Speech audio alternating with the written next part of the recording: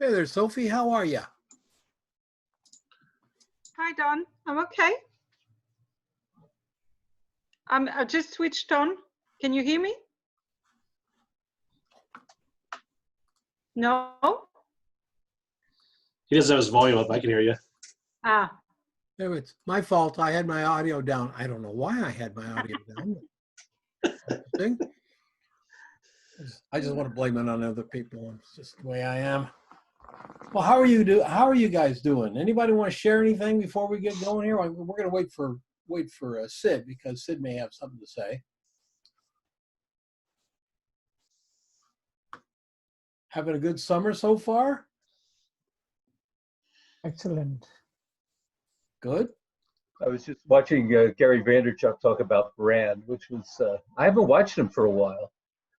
He was buzzing.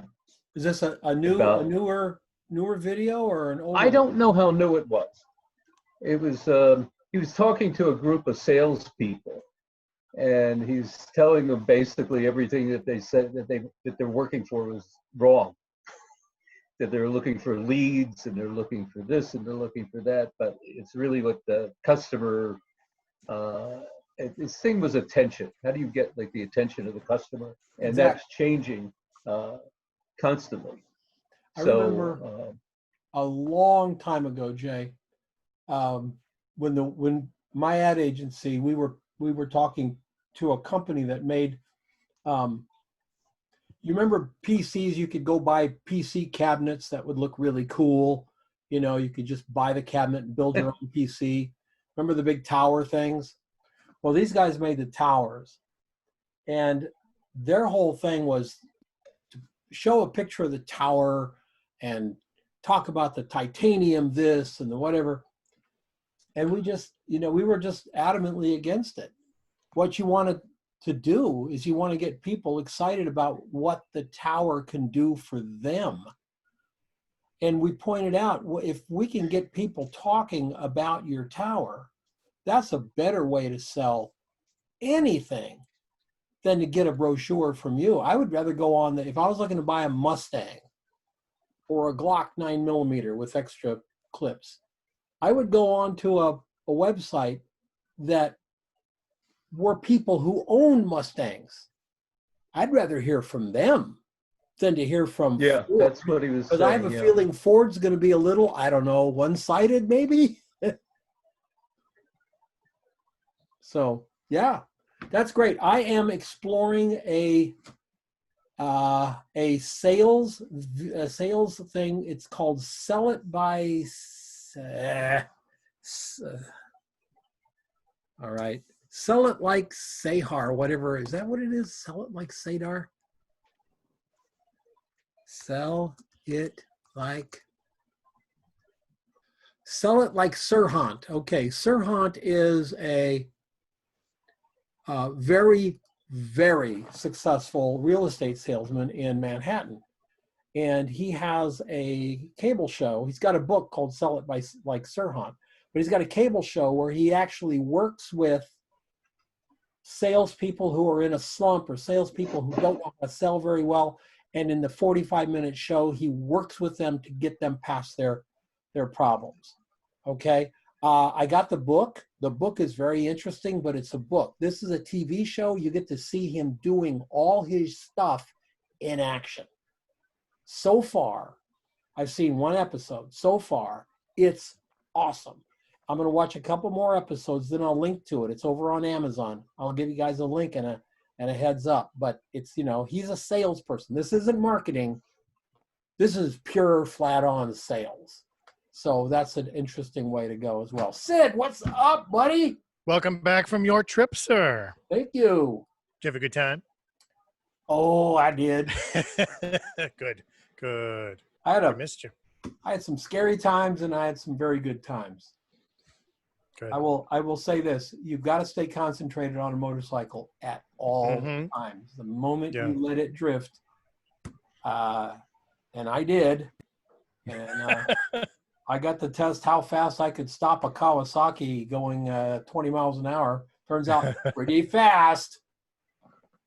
It wouldn't have been a horrible thing, but it would have been probably a weekender, you know. Mm-hmm. Yeah. So, Yeah.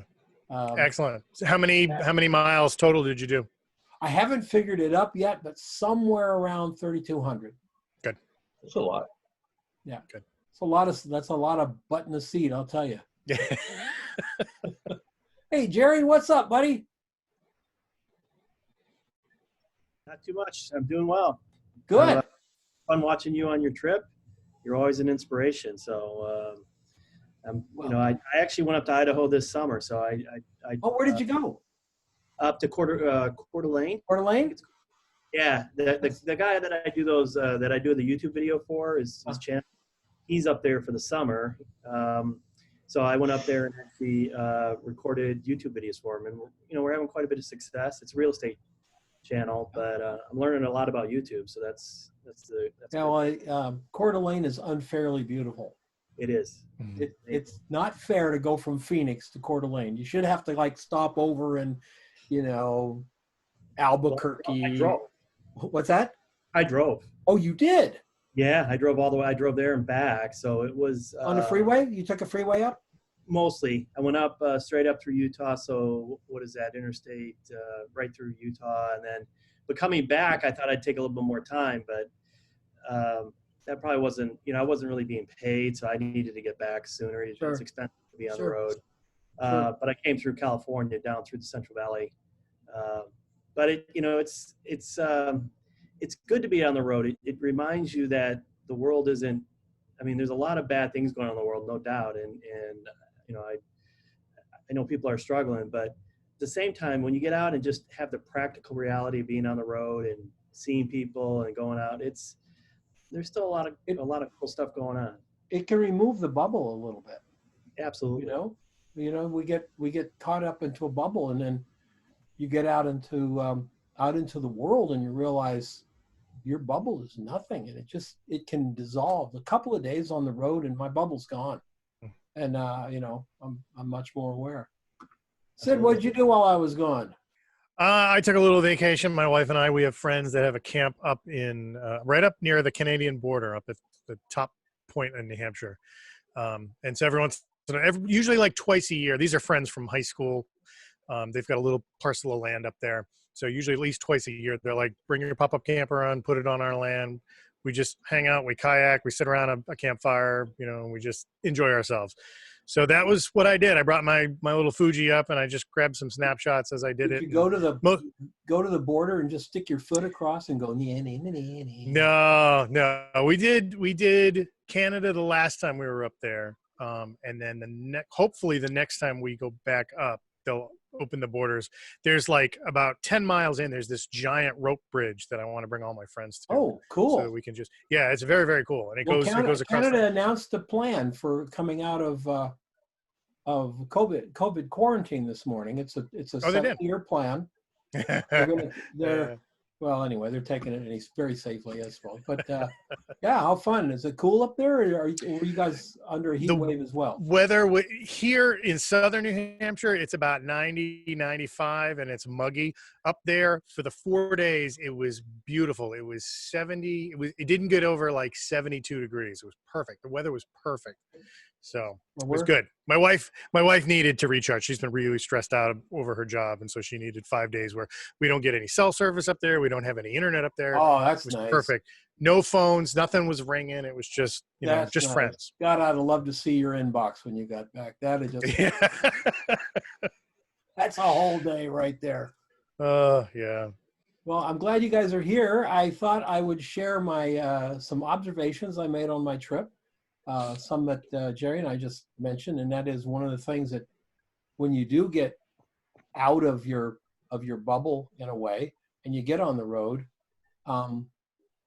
things that may have seemed like big problems may not seem like big problems anymore, and things that were not problems before can get solved. I read something while I was up. I think I reposted it. It says, if a problem has a solution, why get mad? If a problem doesn't have a solution, why get mad? And I thought, or angry, or whatever the word was. And I thought, yeah, that's very cool. It's very current for me because I'm just wondering about things and so confused about things.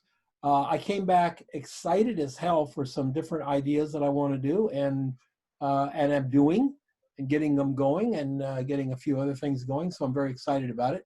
But I'll start out by saying when I go solo. I ride solo on a motorcycle. I don't. It's not that I don't want to go with somebody else. It's that. Well, it's actually that. Yes, I don't want to go with anybody else.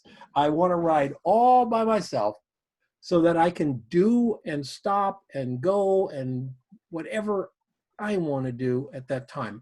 I don't want to entertain people. I don't like small talk. I don't want to sit around and just have to make conversation. I like to be inside my head a lot. And so the motorcycle gives me the opportunity to do that, as long as you're still aware that there are ladies in big SUVs coming out of a stop sign. So those things are very important. But I really had a blast. So I thought I'd share a couple pictures and some things that I thought about on the road. I'll preface by saying these are all from the iPhone. I did not take a big DSLR with me. I took an iPhone and a point and shoot. I have not even processed the point and shoot. So these are all from the perspective of an iPhone. So let's take a look. You may ask questions at any time. Which iPhone do you have, Don? I have the iPhone XS Max.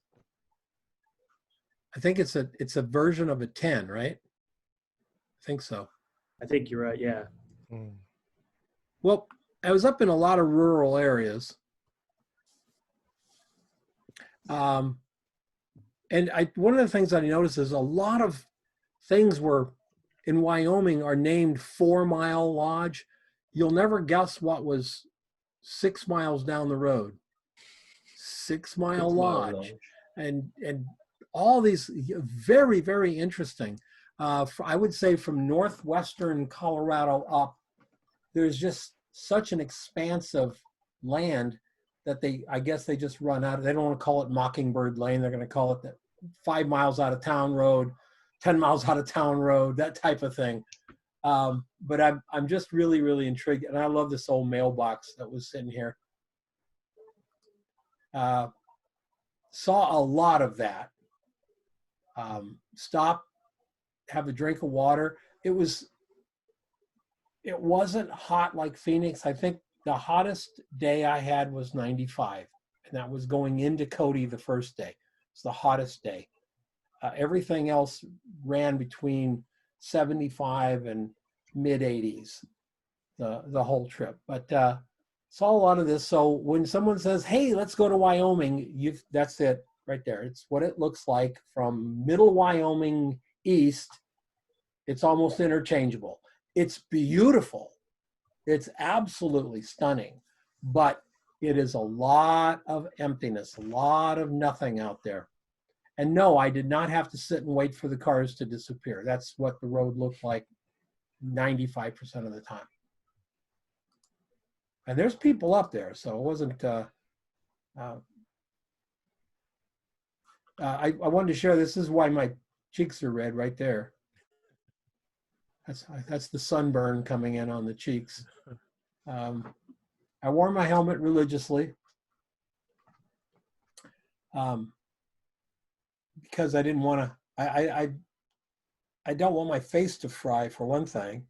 Wasn't really worried about banging my head on anything because you just saw the roads I was on.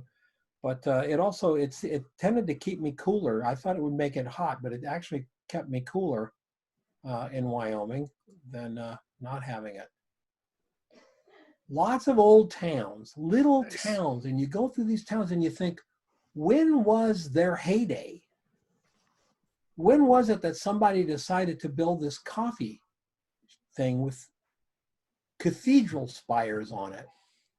Awesome. This is in a town called Meeker, Colorado. This is the left side of the street. If you turn around and you shoot out over, this is on the edge of a bluff. If you shoot out over the bluff, you get nothing but 5,000 square foot mansions. There's 3 golf courses there. It's just close enough to Denver to get away from way out from Denver, but far enough away from people that nobody hardly even knows it's there. It's Meeker, and it's on the way between Rifle, Colorado, which is on the freeway on the 70, and what's it called? Craig, Colorado. You're still in your session? Okay. I'm sorry? Anyway, when I discovered in Leadville that I had a bad tire, that the tire was not going to last, that was kind of a panicky moment because we were just going into Sturgis, and Sturgis was going to be the next week. I could find all kinds of places that would put the tire on. I couldn't find any place that had the tire. So after an hour of calling for, I tried around Leadville, Buena Vista, so it's not a long drive. The closest I found was Grand Junction, 135 miles away, all freeway down the 70, on a tire that was, I don't want to say it was bald, but it was too close to not say it wasn't. So, I mean, it was pretty tough. And then, of course, we got to Glenwood Springs, and they're doing construction on the road. And it was 21 miles of construction, and it took an hour and 10 minutes to get through it. So nothing but just sitting there on the motorcycle, and you scoot up about, 5 car lengths and wait and stuff. Right now, that beautiful place, I was so fascinated by Glenwood Canyon,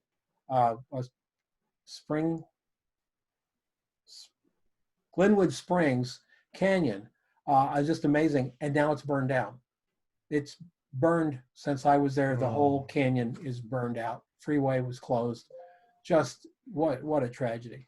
But I got there to Grand Junction. They put a new tire. I realized I could still make my goal of being up on Beartooth on my birthday if I put another 4.5 hours of riding in. So I did. I got on the bike and I rode to Craig. This is halfway up to Craig. I got to Craig. It was already dark. I don't like riding my motorcycle in the dark. Out on the as you're going up from a little town called Muddy Flats, which is, I have no idea why, number one, it's named a town. When you go to Google and you see the circle for Muddy Flats, it's the same damn size circle as Cody, Wyoming. So you think it must be a town. You would be wrong. It's a gas station. A gas station. There's no other gas station for 65 miles in any direction. Nice. So it's also a busy gas station. Had to be 40 motorcycles there, all going to Sturgis, some big group from Idaho or somewhere like, I think it was Idaho, Boise, heading to Sturgis. They were there. So it took me about an hour in line to get up and get my gas and then head north. But while I was waiting in line, I was looking and I said, well, there's another town up at the crossroads on Interstate 80. It's on the freeway. Gotta be gas there. Almost got out of line and figured I'd head there. But then I thought, that's the same size circle as Muddy Flats. That's the same size circle as Cody.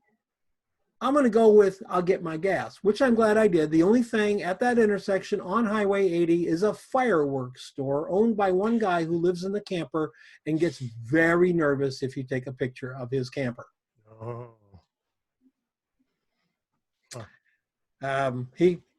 He finally came around to realizing I wasn't a Fed or IRS, Internal Revenue Service, or somebody there taking a picture of his stuff. And we had a nice chat, and he gave me 3 fireworks. He said, hey, let me give you some fireworks. And I'm thinking, oh, thanks. And I'm like, what am I going to do with them? Certainly not going to set them off in the hot, dry forest. But if you're ever up there on 13 and I think it's 13. Anyway, up on Highway 80, you'll see this fireworks store. You can't miss it. They painted it yellow. Awesome. That's what I was telling you. He gets very nervous when people are taking pictures of his trailer. But I thought, if anything says the Wyoming spirit, that's it right there. Buy a piece of land, put up a fireworks store, live in a trailer, and just live your life. Highway 70 is the most beautiful freeway, by the way, from Denver to Grand Junction you've ever seen. It goes over the mountains. It is like being in a mountain, on a mountain road. And there's places on the freeway which are like 40 miles an hour because it's winding down through canyons and stuff. It's also the worst road I've ever been on in my life. It has giant potholes, giant places where the entire, it's like somebody took a potato peeler to the road. Just terrible. Now this is Highway 80. This is a good 250 miles north. So they have freezing rain, sleet, snow, and all kinds of stuff. Best road I've been on in years. Highway 80 was like the smoothest, most beautiful road. It was just me, a lot of camper trucks like that, and about 10,400 big 10-wheelers, just all going the speed limit because the speed limit is 85 miles an hour. So you're clipping right along. I never would have done that on a bad tire, I'll tell you that. So anyway, love Are that. those birds, Don? What's that? Are those birds? No, this is processed in one of those old film things, so it's dirt. Oh, It's okay. supposed to be dirt on the Okay. on the They look picture. like birds. Yeah. No, not bites. This is what you see a lot of up in there. It's like, you know, you come around a corner and there's a sign that says flagman ahead and you go, oh God. And you do, you pull up and you sit. There was nobody ahead of me. Nobody, I couldn't see another car as I'm going. This is 13, as I'm going up 13. And then all of a sudden I come around a corner, flagman ahead, and then look, there's what, 9, 12 cars ahead of me. So, and all of a sudden you're in traffic, but it thins out pretty quick. This was fun. This is, I left Cody, Wyoming with my GPS saying it's 1 hour and 6 minutes to Red Lodge. And it probably would have been had I made the correct turn. But Wyoming doesn't have income tax. I've discovered why. They spend no money on road signs. None. It's like, you know, you mean you don't know where Red Lodge is? Good luck with that, buddy. And there's roads everywhere. So finally I got cell service and I go on the map and I said, where am I? And it says, I'm here. And I'm like, what? And it says, no worries, it's only 1 hour and 7 minutes to Red Lodge. So after an hour and a half cruising around eastern Wyoming, I was still an hour and 7 minutes away from Red Lodge. So at least I had the road, I got on it and I went up it. But this is the view as you're going up the foothills into Red Lodge. It's really, really gorgeous. Very cool, very, very cool that day. The tacos I had in Red Lodge, yum, yum. They were great. This is on the way out of Red Lodge. I actually stopped to just to drink in the smells because you are so far away from any kind of big town. I can't even think of a big town that's close. I think Billings might be the closest big town, and it's tiny, and it's like 85 miles away. So there's no pollution in the air. All you smell are pine trees, and right behind me is a probably 20-foot wide creek. It's running about, 6 or 8 inches deep over the rocks and making all the noise. It's just really amazing. And when there's no traffic, the deafening silence, other than the birds and the water, you hear nothing. It's just really incredible. This is the road, that's where I was, down there. And this is how the road gets up to, as you can see, timberline fades away and it still just crawls up the mountain. Boom. And I'm here and I still have to end up there. So we keep winding and winding and winding around. This is last Saturday, a week ago Saturday, because this is where I wanted to be on my birthday, planned it for a year, and I was pretty jazzed to be there. There's the road working its way up. And you're starting to notice at this point, this is, when I got to here, I was thinking, oh, I'm at the top. because I couldn't see around the corner. Oh, no, you're not. You still have a long way to go. But notice these are the Rocky Mountains, and now we on this road, we're up at the top of them. We're not looking up at them anymore. We're looking across at them. It's fantastic. And here is a little bit closer to the top, getting to look way on top of the Rockies, where very few people ever get up there. There's still snow. It was cold. By the time I got to the very top, the absolute top, it was 38 degrees. And when I left Red Lodge in shirt sleeves because it was about 78 degrees. There's a glacier over here melting into a little lake, which goes into a waterfall down into this lake. At this, you're probably 8,500, 9,000 feet here for this. It's very, very amazing. There's little animals called marmutes. They're not afraid of people at all. They'll walk right up and look at you, and it's really, really, really interesting. There's another, the glacier runs down, becomes a creek here, and then down here becomes a waterfall. But now we're really, really getting close to the top. I'm just grinning ear to ear because it was everything I expected it to be. Really was. This is a road called the Chief Joseph Highway. Chief Joseph Highway goes from just outside Cody, Wyoming, up to the road that I was just showing you, up to the Beartooth Highway. And it supposedly is the path that Chief Joseph took his when they had to march his tribe out of Wyoming up to Montana, is the path that he took. It's maybe one of the most beautiful places I've ever seen. I kind of make it, I kind of say it's like, did you ever see the Robert Redford movie, A River Runs Through It? That, or the TV show Yellowstone, that kind of, this is it. This is, I mean, wherever you look, there's rivers and creeks and streams and just expanses of prairie, flatlines like this, and then giant mountains towering. Oh, just so beautiful. Really do recommend that you put it on your bucket list. This is a different angle of the same place. And I came from way over there to get here. And you can see that the road is winding here, and then it winds down and goes up there. It winds around. It's just, for a motorcycle rider, it's a dream come true. It's twisty after twisty. Not tight ones, but fairly fun ones. These are the Grand Tetons. Were they ever grand? Oh my gosh. By the time I got to here, Sunday morning, I got dressed, I got the bike all ready to go. I still did not know if I was going to go to Yellowstone, because I'd heard that Yellowstone was just packed with people. I hadn't spent much time with people on this trip at all. I didn't want to go and stand in crowds and get in lines. And so I was thinking I'll just go back the same way I came, but the same way I came was pretty warm. It was 95 degrees, down through Thermopolis and that basis. And it was also a lot more of that straight road that I showed you. I'd go right back on the same road. And 26 miles to my left was Yellowstone. And I got to the end of the driveway of the hotel, and I just went, I'm going to go to Yellowstone.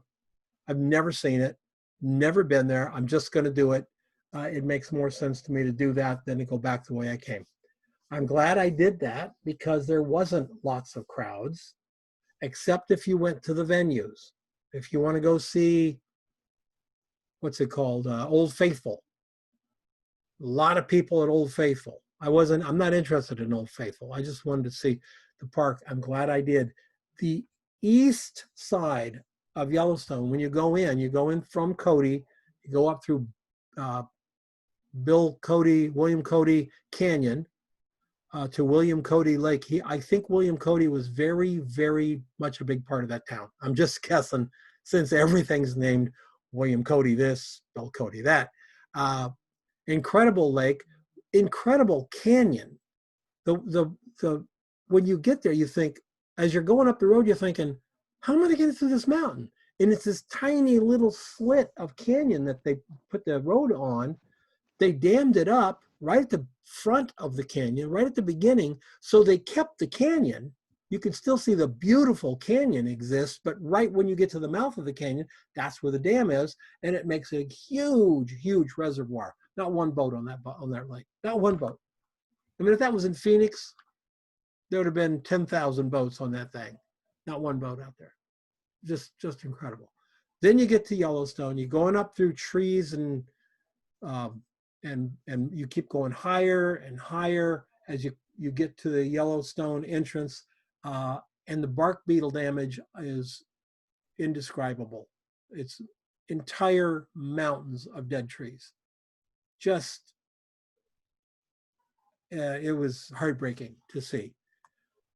Not as heartbreaking as once you get into the park and you come around the corner and you see what the fire did 2 years ago. So all the bark beetle trees, apparently when they're dead, they burn really well, because the east side of Yellowstone is burned down. You can see places you could never have seen before because of the trees. So now you have vistas. That was really, really tragic. It was terrible to see that. But got into the park. No traffic on the roads. There's cars, but there's no traffic. And it was astounding. By the time, when I got into Yellowstone, I was wearing my my riding jacket, my warm jacket, and my warm gloves, and a long sleeve flannel shirt underneath the riding jacket. And I was chilly. By the time I got halfway through the park, it had warmed up and I was in shirt sleeves. So I got to ride through the Grand Tetons in shirt and a t-shirt. Can't beat that. Like the best day ever on a bike. And it was just astounding. I wish we'd had some clouds. You've all seen the picture of Ansel Adams, right? Of the Tetons with the Snake River. Well, that's a turnout on the road. You can actually pull over and get the same shot, but you'll never get the same shot because it's always different. I didn't stop, but there were about 40 photographers there waiting for the clouds. I don't know if those two counted, but this was after I went by it about 45 minutes previous to this, but they were waiting for something in the sky. We had nothing in the sky that day. So I played with foreground instead of background. There's the Tetons again. They are so majestic. And by the way, they are so far away from me where I'm standing here. They're way far away. When you get up near them, they're almost unbelievable. So another shot from up on the rise. I love it. The green almost looked like a shadow on the bottom part of the mountain. And I kept looking up for a cloud and thinking, well, maybe there's a cloud. And there's no cloud. But then I realized that it just looks like a shadow. That's where the mountains is, and that's all above timberline, and just no trees grow up there. A lot of these up there. This is Carter. It's either Carter, Wyoming, or Carter, Colorado. It might be Carter. I may have gone into Colorado at this point. And there's all these little towns that are nothing but, I guess, a post office. We'll see Carter in a minute. I got a picture of Carter. And this little house is sitting out in the middle of nowhere. I don't know if it's a church or what it was at one time, but it's just sitting out in the middle of nowhere. Fascinating. And it looks new, and the paint looks fairly new, and there's nothing around it. Nothing. What? And I don't understand why these little towns aren't doing better. I really don't. I don't understand it. I thought that people would retire and go to places like this, and I saw houses for sale for $38,500. They needed work. They needed, upkeep. But I saw houses out there for $38,500. It was the cheapest house I saw, but and if you're ever in northwestern Colorado, you got to go through Dinosaur. That's the name of the town. It's Dinosaur. And of course, everything there is the Flintstones. Many young people probably have no idea at all what they're talking about. Bedrock Diner. Is You know? is that where that abandoned Flintstones park is? Yes. Okay. Yeah. But I saw this, and the sign that you guys don't see is over here. It said ice cream. I made a quick U-turn because it was hot. I came back and I sat there and had a piece of ice cream. Somebody asked me why I'm putting all the stickers on my trunk. It's because I won't be riding a motorcycle forever. There'll be a point where I take my last motorcycle ride and get rid of the bike. And at that point, I've already bought a new trunk. I have a new trunk. I'll put the new trunk on it, and I'll take this trunk off with all my stickers, and I'll put it in my office. And I'll remember. Oops, click the wrong button. Where are we here? I'll go here. This is on the Navajo reservation. This is Sheep Springs, New Mexico. I wasn't really sure how the shot would turn out, but I took it because, I've been there. yeah, Yeah, it's like this little turn. There's a there's a road that goes to trading Window. post. Did you go to the trading post?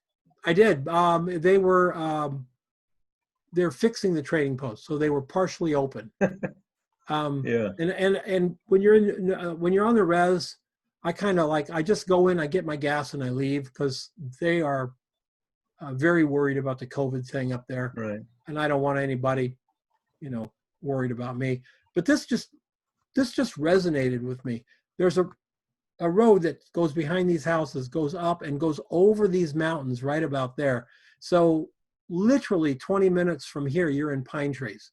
You climb way up the pine trees, and then you go down the other side, literally up and down. There's no flat spot on the top. It's up and down, and you go into Window Rock, Arizona. First you go to Navajo, then you go to Window Rock, Arizona. But this picture actually ended up really growing on me. It was almost like an afterthought snapshot, and then this is what it felt like. This is what it feels like out on the res. So this road, they just did something to this road and made it the blackest black road I'd ever been on, ever. I thought they'd recently oiled it, but it didn't feel like it or look like it. But they have these little signs here. This one says,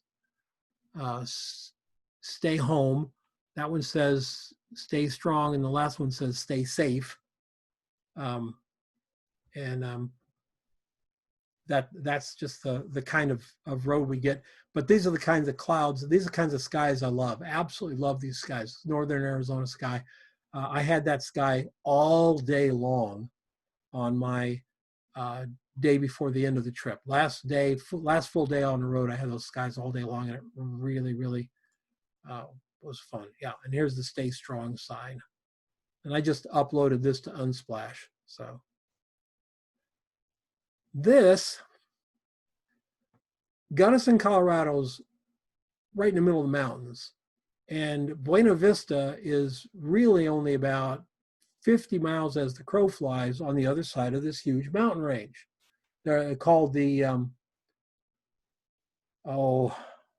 universities, the range of universities. There's Mount Princeton, Mount Harvard, and all. They're all 14. That's the other name for them is the 14s. And there's like 10 or 11 14,000 foot peaks in this range of mountains. Gunnison's on one side, Buena Vista's on the other. This is Cottonwood Pass, and up until last year, it was a dirt road. Well, they paved one half of it 2 years ago, and last year they paved the other half. And so for a motorcycle rider to go up on this road, go up here on a road that's only 2 years, half of it is 1 year old. I mean, it was the most pristine road I've ever been on. It was absolutely perfect road. It was dynamite. This is taken from the top, I want to say 11,200 about that. Believe me, I did some walking around, a little hiking up to a little overlook thing, and that was really stupid because I live where it's 800 feet above sea level, and this is 11,000 feet above sea level, and there's just no freaking air up there. I'm sorry. They say there is. I have no scientific proof there was any air there. And then down, as I cut back down, that's Mount Princeton, by the way.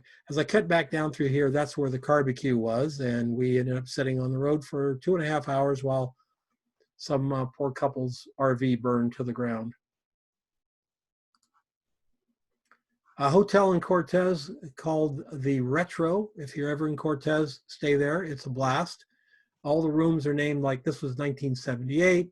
And when you go in the room, they have music, posters and stuff from 1978. 1980 has their own stuff. It's called the Retro. It's no better, no worse than any other hotel you'd find in Cortez, unless you get into the big dollar. You know, I'm personally, when I'm on the road, I don't want to spend $250 for a night to stay. I really won't. This was $49. It's what they call a no frills hotel, so you know, no hair dryers and stuff like that, which was very disappointing for me because I like to get a little. Anyway, probably not. I did a lot of road shots. I've got a whole series of road shots. This is in northwestern Colorado, just after you leave Wyoming and come into Colorado. Great road.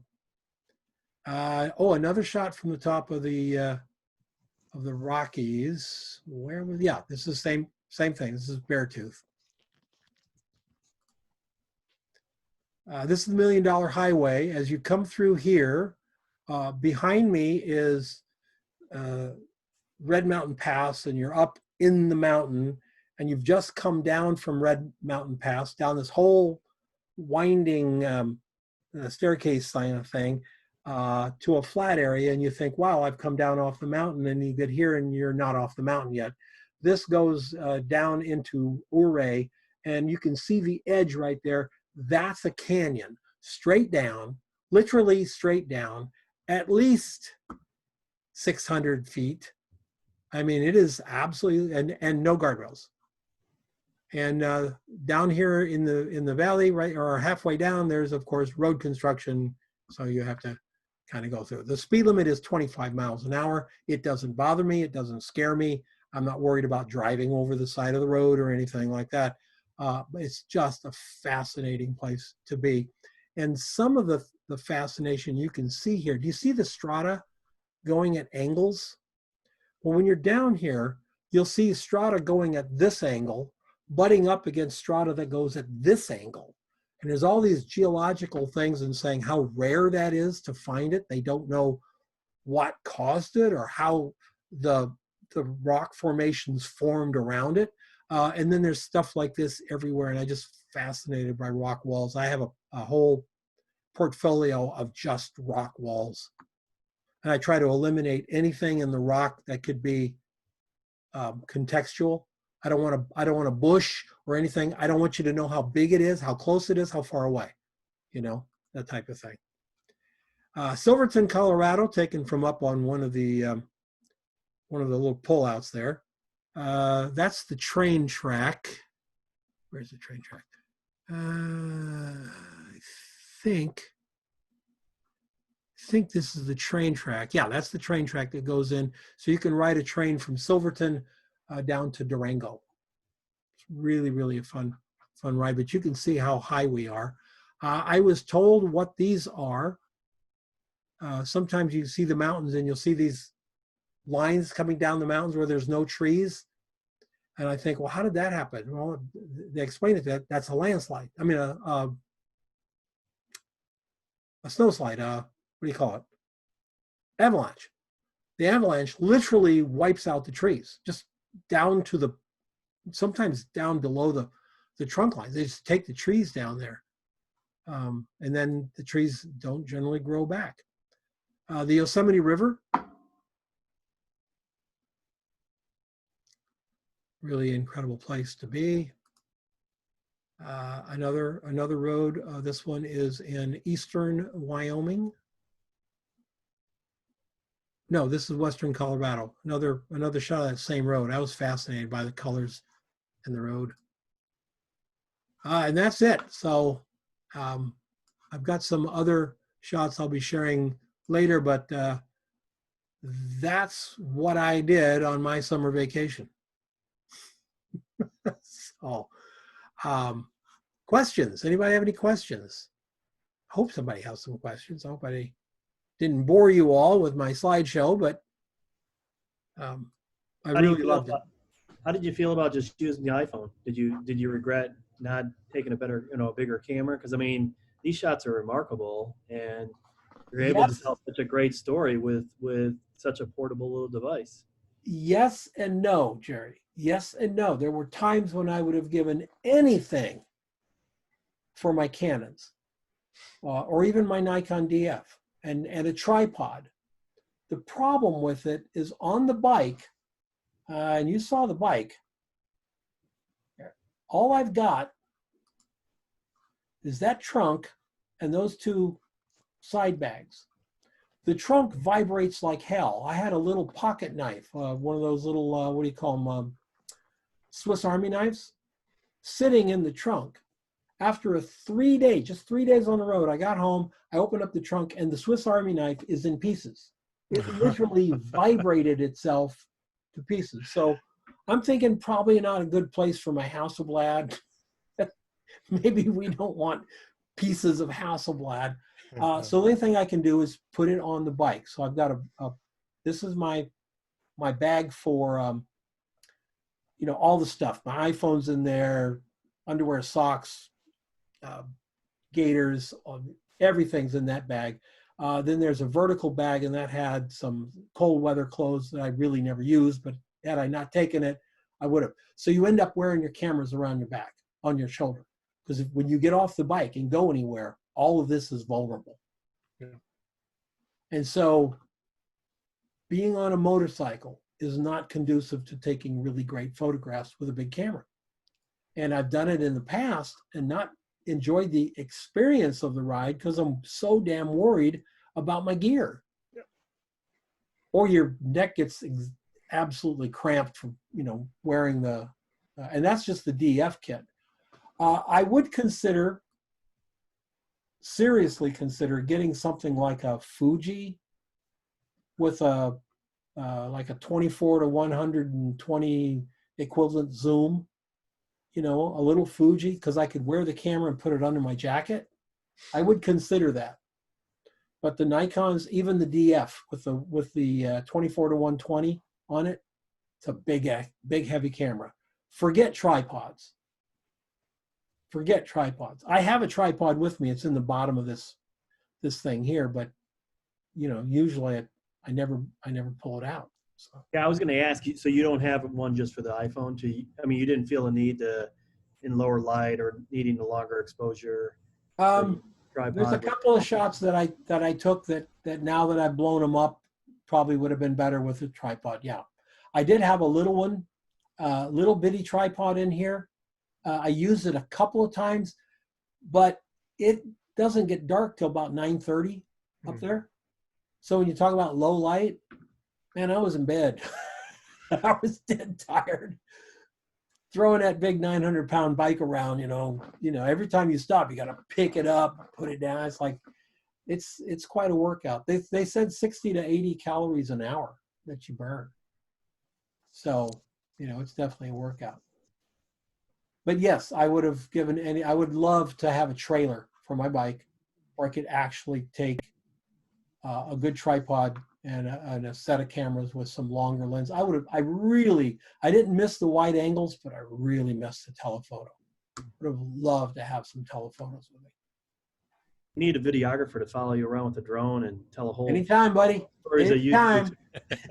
Tell a whole YouTube story, because I look at this and just think about and plus with your writing skill, your ability to write and the combination of the pictures. Oh, you said writing skill, because I was going to remind you of that moment in Steamboat Springs where my writing skills were pretty missing. But your ability to write and with these photos, you've got it covered pretty well. Tell you know, you don't really need much else. I do have a series of portraits that I did. I haven't shown them yet because I'm still working on it. I did photograph people. I got to tell you about the difference in people. Northwestern Colorado is your rugged individualists, ranchers, farmers, you know, people want to get away from if you go to northwestern Colorado, Wyoming, Montana, you're getting away from people, you know, big crowds of people. Well, the law in Colorado states thusly, and it's everywhere, posted on billboards everywhere. Face masks must be worn whenever you are in public. And the people of northwestern Colorado follow that law to a T. They wear their masks. Some are on top of their heads, some around their neck, some hang them on earrings. They make bracelets out of them. But they've said, yep, we wear our masks. That's my face mask right there on my wrist. When you get into places like Steamboat Springs, everybody's wearing a mask, even people driving their car. The thing that I thought was very sad was I was on top of the pass between Buena Vista and Breckenridge. I'd never taken that road. First time for me on that road. Beautiful, beautiful road. Up at the top, you're at 11,200 feet, and there's hiking trails. There's nobody there. There's like 3 cars parked there. 2 cars are families, and they're just taking pictures of the view because the view is outstanding. And a couple pulls up in a Land Rover. They get out. They've got matching hiking boots and matching hiking scarves. It's an adorable couple, probably 30, and they're hiking sticks, and they're going to hike up to a lake that's like 11 miles away. Okay, they're wearing masks. You couldn't find a more pristine place on the planet, and they're wearing masks. And I thought, wow, we now have people afraid of the air. They're literally afraid of the air. I find that horribly disappointing in people. I'm sure that the governor of Colorado did not mean when you're out in the middle of nowhere with no one around, you had to wear a mask, because that makes no sense. But that was really interesting.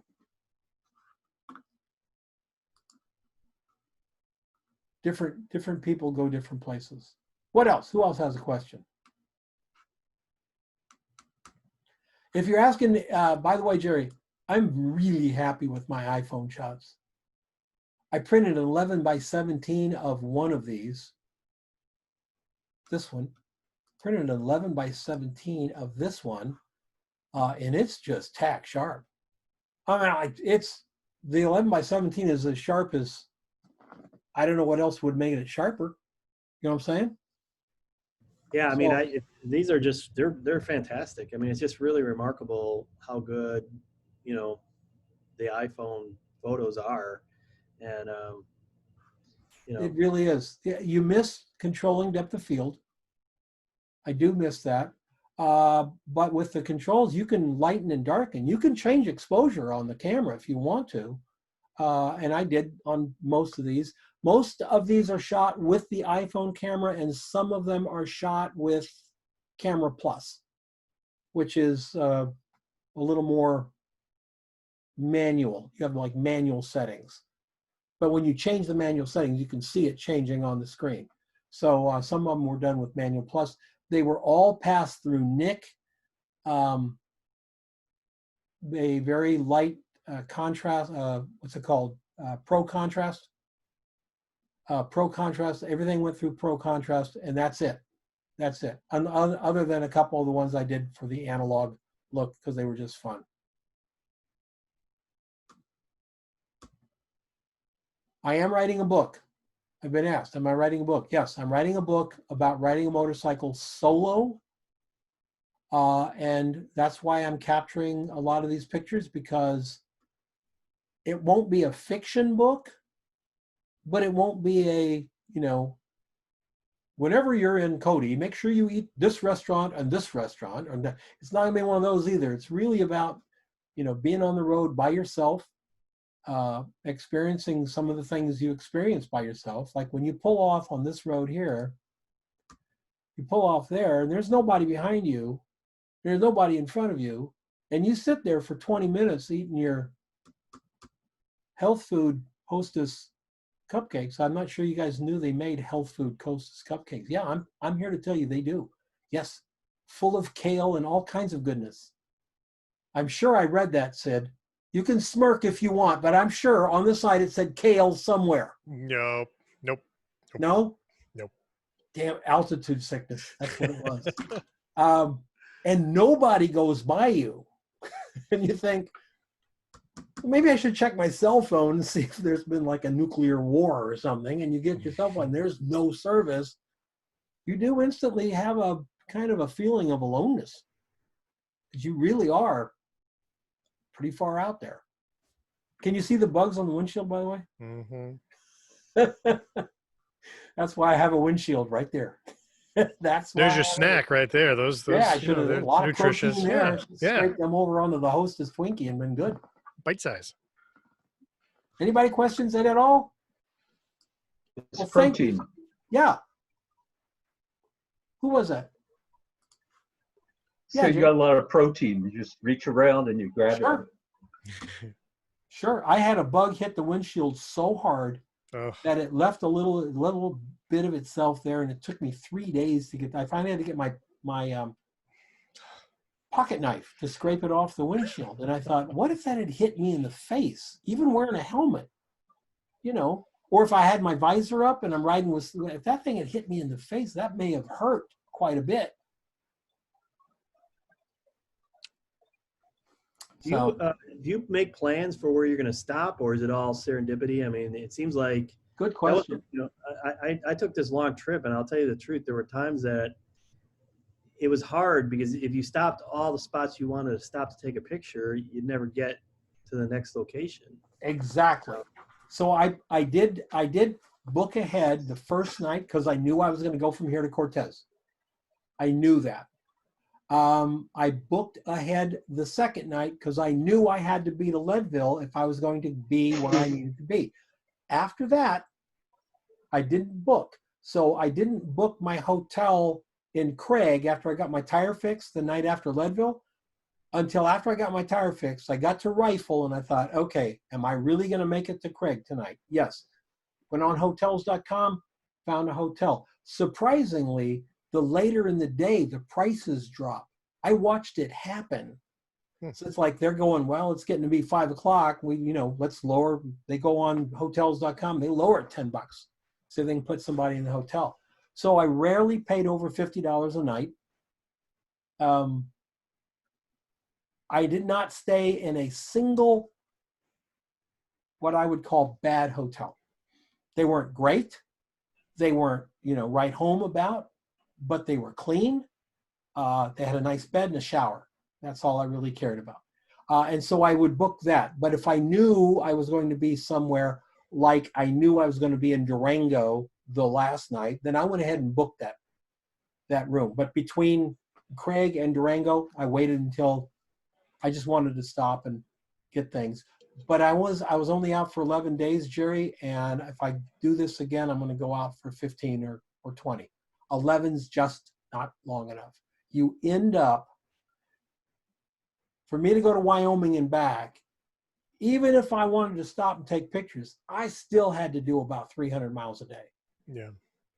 And which you go out 50 miles an hour, it's only 6 hours. Yeah, but it's not 50 miles an hour. Sometimes it's 20 miles an hour. Sometimes it's sitting for an hour behind a flagman. And so 300 miles can all of a sudden end up to 11 hours in the saddle. And I would rather not do that. That said, every hotel, every space I was in, every town I was in had hotels, cheap hotels, $29 a night, $39 a night, that type of thing, but they weren't on hotels.com. So if I go out again, I probably would do a mixture of what I just did now. I'll book the ones where I really know I need to be, and I'll just serendipity it the rest of the way. Start looking for a place around 5:30, 6 o'clock. You'll find it. I am going to do a meetup, by the way, a year from it'll be the third week of September. And it's just a meetup in Cody, Wyoming. So however y'all get there, y'all get there. We'll take over a great little hotel downtown, and we will go to Yellowstone. We'll go to Beartooth. We'll go to southern Montana. We'll go out to Thermopolis, Wind River Canyon, and just take pictures. So I'm not charging anybody. I'm just going to be there, and if y'all want to show up, show up. Let's have a meetup. Let's make it fun. You too, Lee. You better be there. Yeah, I will be there. There you I go. love Wyoming. I love it. I know. It's That's just what the you said goal. the other day. I said I got to remind Lee we're going to go back to Wyoming. Well, I may need to be there then.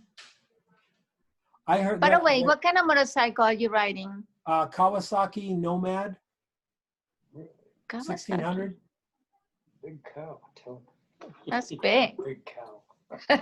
Derek says it's a big cow. That's a big. It's one of the. There's only a couple of motorcycles heavier. It is one of the heaviest motorcycles of that size. I mean, there's some, these great big ultra glides. Harley ultra glides are heavier, and the new Kawasaki, can't remember what the name of it is, but it's got all that fairing and stuff on it. Makes it really big and heavy. But I don't like those motorcycles. I wanted my motorcycle to look like a motorcycle. Yeah. Look when I think in my head of a motorcycle, that's what I want. Sure, it's a beautiful motorcycle. Thank you. Beautiful. And the images are just spectacular. Well, thank you very much. It's like, I want to be there.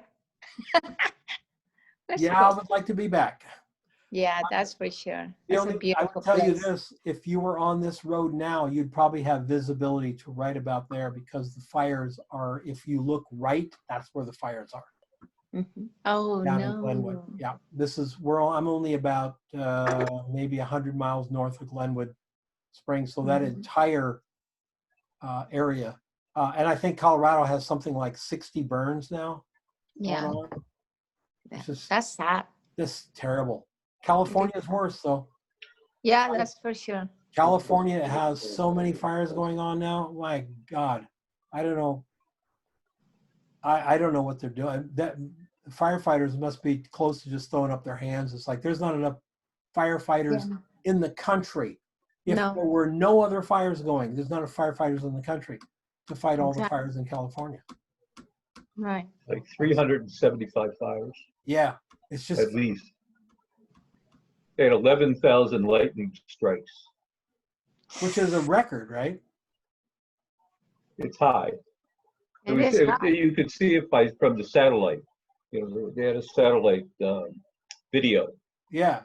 going over every half hour. You could see from the lightning strikes to the beginning of the burning to the red to the brown. Wow. Just That is sad. yeah, gosh, it is. I'll tell you what, it's enough to bring a tear to your eye when you go in East Yellowstone and you get there and you're right on the lake and all the mountains all these mountains covered with forests and stuff right up to the lake, and they're just nothing but charred trees. Because when it burned it hot. It burned everything. There's no like little trees left or anything. It really does look like the bottom of a charcoal pit. Oh, no. That that's devastated. sad. Yeah. That's But it'll grow sad. back. I won't see it grow back. Well- My kids won't see it grow back, but I bet my granddaughter will take her kids there and it'll be grown back. If it stopped burning. If you go up the Grand Canyon, you see the fire from a couple of years ago. It's just devastated in certain Yeah. parts when you Oh, go down on geez. the North Rim. Have you taken 87 up to Payson, Jay? Not recently. Oh my God! From Saguaro Lake turnoff, all the way up Mhm. past Mount Ord is burned. The Oh, right. entire mountain is burned, and they were just recovering from a burn that happened 25 years ago. Trees were Yeah, starting to that get was a taller. huge fire. absolutely wiped it out. As we're talking about 40 miles of road of nothing but devastation, both sides of the road. And it was That was close to 50 or 100,000 square miles in that fire. It was huge. yeah, that was simply unbelievable. The wrath of Mother Nature. Thanks everybody Was for this a coming good along. time? Say it again. Was this a good time of the year to do this, or is there a better time? I would rather do it in September. It's still warm enough to do it? Yeah, no, I've done it in October. In Right. October, you do have to have a warm jacket, especially in the mornings. You got to have a warm jacket. Last year I did the fall trip on my bike. So that's 3 falls in a row I've done on the motorcycle. This year, the last week of September and the first week of October, I will be in my car because I'm taking my cameras. It will be a photographic trip. I'm taking my cameras. I'm taking my 4x5. I've got the film, I already ordered it. I've got the film. I got 50 sheets of Ectacolor. When I get home, I'll have to sell something to get it processed, but we'll maybe I can figure out what it would be, but, and I probably won't shoot 50 sheets, but I am going on a photographic trip. Classes won't be affected because I won't be having to get from place to place. I'm just going to go up. I'm going to camp in Gunnison, I mean. So I'll be there. Jerry, you're welcome to come up, man. You're muted. Sorry about that. Let me see what my what the calendar is, because it would be,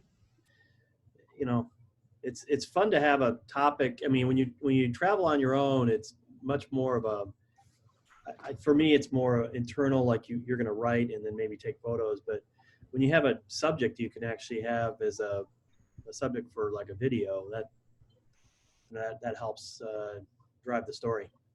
Well, the leaves change sometime in that window.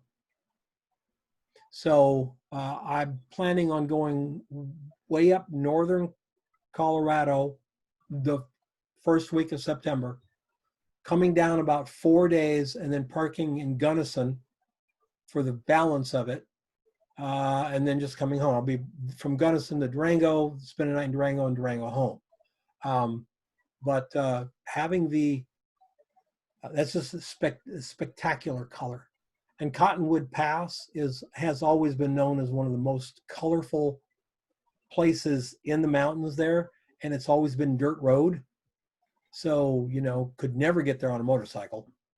And now it's paved, so I really want to get up there. Stephanie, you're the only reason you're all invited. Sid's invited. Come on up. It's not expensive. It's pretty damn cheap. Are you saying in a few weeks you're going to go do that? Last week of September, first week of October. Oh, okay. I thought you said, all right. So not early, because I'm out of town early September. No. Yeah. So that's this year, right? Yeah, that's this year. Yeah, let me see. Sounds good. Thanks for doing this, Don. This is You bet. awesome. It was really nice to go through these photos. Well, thank you, guys. Thanks for watching. I will let you guys go now. And Sid, I'll contact you tomorrow. Okay, are you around tomorrow on Saturday? Yeah, I'm going to be in and out. We've got a bunch of family stuff that we do on the weekends. Do I have your phone number? No, I'll email you. Yeah, because we just need to talk 5 minutes, talk a little bit about what we'll do next week and the week after. Okay. And we'll get going. Cool. Thanks, everybody. Thank you, Dan. All right. Have a good Bye-bye. weekend. Thank you for Have a good week. Be safe. Thank you.